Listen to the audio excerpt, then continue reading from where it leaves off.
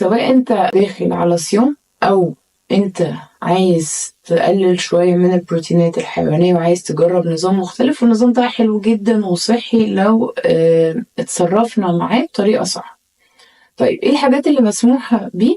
بالنسبة للبروتينات احنا مسموح بيها البروتينات النباتية، زي ايه؟ زي الفول والعدس، الحمص، اي بقوليات، اللوبيا، فاصوليا البيضاء، كل الحاجات دي فيها بروتينات نباتية. خلاص. طيب وفي ايه تاني كمان؟ في نشويات زي الحبوب الكاملة، منها الرز والعيش، الحبة الكاملة، المكرونة لو مكرونة شوفان، او ممكن تدخل مكرونة عادية. ممكن الكينوا من الحاجات الكويسة جدا، الشوفان من الحاجات الكويسة جدا. دي بالنسبة للنشويات. البطاطس طبعا والبطاطا هايلين جدا نشويات صحية وكويسة وفيها ألياف عالية. معانا كمان الخضار بكل أنواع بكل أشكاله، بسلة، فاصوليا، بامية، ملوخية، أي حاجة أنت بتحبها بقى. خضار بقى، خس، كابوتشا، خيار، فلفل، كل الحاجات دي معانا. كل أنواع الفاكهة طبعا مسموحة، برتقان، يوسفندي، تفاح، موز، كل الحاجات دي معانا. طيب ازاي ان انا اعمل وجبة متكاملة فيها بروتين بكل العناصر الغذائية بتاعته، الاحماض الاساسية، واخد وجبة كويسة في الصيام؟ طيب طبعا احنا عارفين انه الصيام، سواء صيام المسيحيين او المسلمين، الهدف منه مش ان انا اركز على الاكل، الهدف ان انا اركز على العبادة. احنا غصب عننا بنتجه ناحية الاكل عشان بنقعد نحضر ونجهز كده كده هناكل. طيب ناكل ايه بقى في النظام النباتي او في الصيام النباتي؟ مشكلة البروتين النباتي عن البروتين الحيواني ان هو فيه نقص في الاحماض الاساسية، الاحماض الامينية الاساسية المفروض اللي انا باخدها عشان تكملي الاحماض الاساسية دي. طيب ازاي اكونها؟ البروتين النباتي زي ما قلنا هو الفول والعدس والبليلة سوري مش البليلة، اللوبيا والفاصوليا البيضاء والحاجات دي كلها. لو انا حطيت نسبة من دي على نسبة الحبوب الكاملة، الاتنين دول هيكونوا لي الأحماض الأساسية، مش هيبقى فيهم نقص. يعني في البروتين الحيواني اللي باخد كل الأحماض الأمينية، في البروتين النباتي قلنا إنه بيبقى فيه نقص فيه.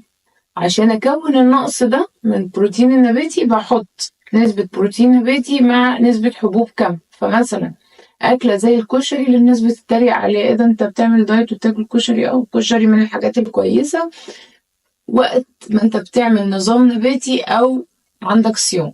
فلو خدنا حبة عدس مع حبة رز، كده أنت خدت كل الأحماض الأمينية اللي موجودة في البروتين.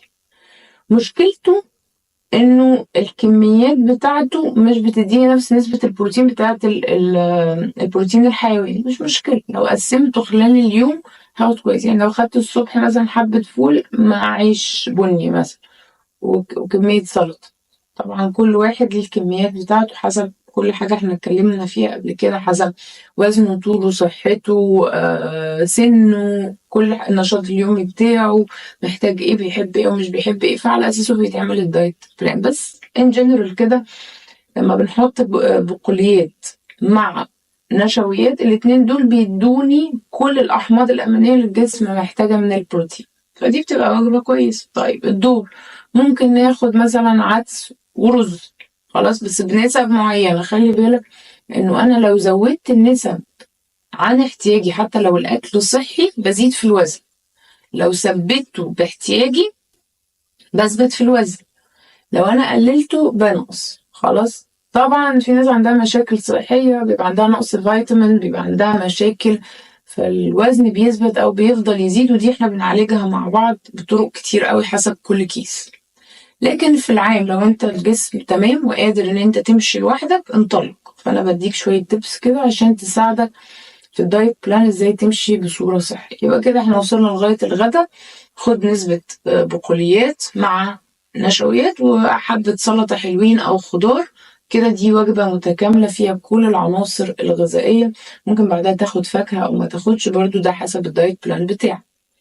وفي العشاء برضو ممكن تاخد نسبة بقوليات مع نسبة نشويات مع السلطة أو الفاكهة اللي انت تاخدها. كده أنا حاولت إن أنا أدخل في كل وجبة من الوجبات نسبة بروتين، نسبة نشويات وخضار، وعندي الفاكهة بتاعتي. المشروبات كلها تمام مسموحة ما عدا الألبان، في ناس بتحاول تدخلها أو لأ، يعني شوف انت يعني مسموح لك ايه او ايه الممنوع بالنسبة لك، وابتدي اشتغل على الحتة دي. طيب هل الصيام كويس؟ طبعا احنا بنصوم شوية فترة الصبح كده، بيبقى وقت عبادة، فحاول تصوم وقت كويس، استغله في انه ان انت يبقى ده وقت الصلاة وتبقى وقت تركيز على ربنا وكده، وابتدي الوجبات بتاعتك زي ما احنا قسمناها. مشكلة البروتين النباتي إن هو بيبقى محتاج تعامل خاص فيه للإعداد بتاعه، عشان القشرة الخارجية دي بتكون متعبة لبعض الناس. فأحسن حاجة، ودي الحاجة اللي احنا متعودين عليها بس مش عارفين ايه سببها، مكناش عارفين يعني ايه سببها زمان، ان احنا بننقع البقوليات دي فترة كويس. يعني الفول مثلا قبل ما بتعمله انت بتنقعه مثلا من بالليل لتاني يوم، فبتبتدي الحاجة القشرة اللي بره او الحاجة اللي بتمنع امتصاص الاكل او اللي بتتعبني بتقل تواجدها شوية في الفول أو في البقوليات. فدي من أحسن الحاجات اللي المفروض تعملها، إن أنت تنقع البقوليات فترة كويسة قبل ما تسويها. وأنت بتسويها سويها بصورة عالية شوية، يعني خليها تستوي كويس. ليه؟ عشان برضو ده بيقلل من المشاكل اللي عندها اللي في البقوليات النباتية. خلاص. طيب أنا بتعب من البقوليات، أعمل إيه؟ نوع. خلي مثلا أيام فيها بقوليات، أيام تانية فيها خضار ونشويات، طبعا بس بكميات مختلفة. ما تخافوش من النشويات يا جماعة، النشويات كويسة لو اتعاملنا معاها بطريقة صح. أوحش حاجة السكريات والحاجات البيضة دي كلها، أثبتت كل الدراسات وكل الأبحاث اللي عملوها على كل الناس إنه دي من أوحش الحاجات اللي ممكن تعملها. خلاص. المعجنات، البسكوت اللي بره، كل الحاجات اللي بنجيبها مثلا من المخابز مع الأسف وحشة جدا، سيئة جدا. اعمل الأكل بتاعك في البيت. عايز تعمل حاجات حلوة، عايز تعمل مخبوزات، اعملها في البيت. خلاص. يبقى كده كل الحاجات دي غلط، يعني السكر غلط، الدقيق الأبيض غلط، الملح اتعامل معاه بحكمة، بس احنا جسمنا محتاج ملح فمفيهوش مشكلة أوي. بقية النشويات صحية يا جماعة، صحية، ما تخافوش من النشويات. الناس مرعوبة من النشويات، يعني زمان كنا مرعوبين من الدهون، ابتدت الحتة دي تتعالج وابتدت الناس تخاف من أنا مش هاكل نشويات. ليه؟ انت جسمك محتاج طاقة، هتجيبها منين؟ هتجيبها منين؟ انت محتاج تدخل نسبة في يومك. النسبة دي عاملة ازاي؟ ده اللي بنتفق فيه مع بعض، او انت اعملها مع نفسك. فاهم قصدي؟ فحاول تدخل نسبة نشويات كويسة بصورة معقولة وطلع طاقة. ده الأحسن، إن أنت تدخل أكل كويس وتطلع طاقة، ده اللي أنت هتستفاد منه. في الوقت ده هتخسر دهون ومش هتخسر عضلات، لكن لو فضلت تقلل في كميات الأكل وأنت ما بتتحركش، جسمك هيفقد العضلات اللي موجودة فيه.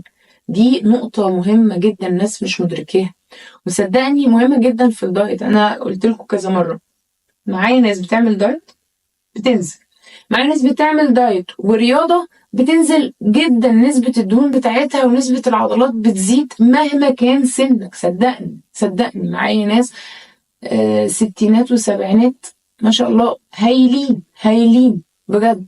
فحاول تركز على النقطة دي، دخل أكل بصورة معتدلة، نظف الأكل بتاعك، كل حاجات مغذيات جسمك محتاجة، واتحرك. اعمل أي حركة، انزل اتمشى 10 دقايق، اعمل أي حركة في البيت. ابتدي هات دمبلز كده وشيل ويتس، هات اللي هي الأساتيك اللي بتتشد دي واعمل بيها حركات، هتلاقي حاجات أونلاين كتير كده. ده أحسن مليون مرة مما تفضل تقلل في أكلك وجسمك يفقد العناصر الغذائية اللي هو محتاجها ويفقد العضلات. ماشي. شرب المية كويس، ان انت تنام من 10-11 لتاني يوم الصبح، دي من الحاجات الكويسة جدا اللي بتديك طاقة وباور بقية اليوم بتاعك.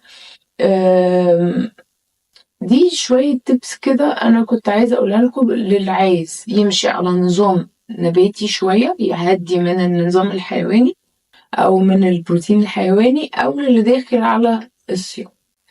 لو عندك اي سؤال ابعتلي، ولو عايز المتابعة ابعتلي. انا عندي باكج، ويعني من شهر لسنة، وعندي باكج الفردين، وعندي باكج ال3 افراد لو انتوا عيلة. هساعدك وهبقى معاك خطوة بخطوة، ببقى معاك اونلاين على الواتساب. لو عندك اي سؤال بتبعتلي خلال فترة الاشتراك، بيبقى فيه متابعة لو انت اونلاين في يوم معين بنحدده مع بعض، بناخد الميزان والمقاسات وبنشوف وصلت لايه وبنعدل في الدايت بلان او بنكمل عليه لو هو تمام. بعرف منك ايه الاكل اللي انت بتحبه وايه اللي مش بتحبه، بتلحق تجهز اكل او لا. عامله لكم فيديوهات للحاجات الحلوة أو للأكل العادي لو أنت قادر وعندك وقت إن أنت تعمل أكل. مظبطاك للآخر. ببعت لك نظام رياضي تعمله في البيت لو أنت مش لاحق تروح الجيم أو إن أنت تعمل أي حركة. لو أنت عارف تنطلق لوحدك اعمل كده، مش عارف روح لحد متخصص يساعدك عشان ما تبهدلش جسمك. صدقوني انا بيجيلي ناس بعد ما تكون هارت جسمها بهدله بيقولي بقى عشان نعالج، فبنقعد وقت طويل اكتر من اللي بيجيلي من الاول بيور كده. بننزل حلو بصوره صحيه، جسمه بيبقى كويس، بيتعود على النظام الغذائي، بيتعود انه حتى لما يوصل للهدف بتاعه ازاي يثبت وما يزيدش في الوزن تاني. ودي الفكرة، ناس كتير نزلت وطلعت تاني. الفكرة ان انا لما انزل ما ارجعش ارد تاني، ودي النقطة المهمة. كل سنة وانتم طيبين وميرسي ليكوا خالص.